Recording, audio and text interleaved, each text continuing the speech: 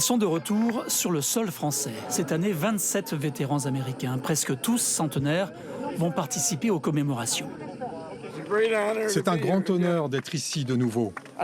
J'étais ici il y a 80 ans. Il y a plein de souvenirs qui me reviennent. Acclamé, Arthur Rose revient ici pour la première fois depuis la guerre. Il a 107 ans. Je suis très enthousiaste. Je ne m'attendais pas à tout ça. C'est très agréable. Je n'avais jamais vécu quelque chose comme ça. Un moment de retrouvailles aussi entre le Français Raymond Rivoal et celui qu'il appelle son grand frère, George Mullins, libérateur et ami.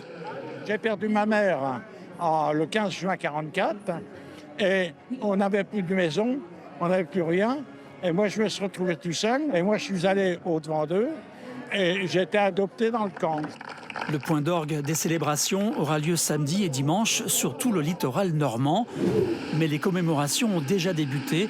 Ces soldats anglais, eux, ne sont pas vraiment des soldats et ils n'ont pas connu le débarquement, mais ils rendent hommage à leurs aînés. À Berjoux, dans l'Orne, 9 soldats anglais ont perdu la vie le 16 août 1944. Conduire aujourd'hui ce char d'époque nourrit le souvenir et les émotions. Évidemment, on ne nous tire pas dessus, on n'est pas en danger. Mais emprunter ce même itinéraire, c'est vraiment poignant.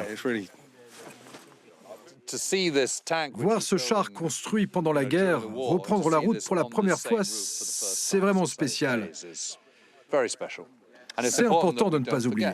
Fernand Elie n'a rien oublié. Il a 9 ans quand il assiste à la bataille pour la libération de son village. Et là, en montant la route, on était à pied. Et il y avait une voiture allemande qui a été mitraillée le long de la route, là plus loin. Là.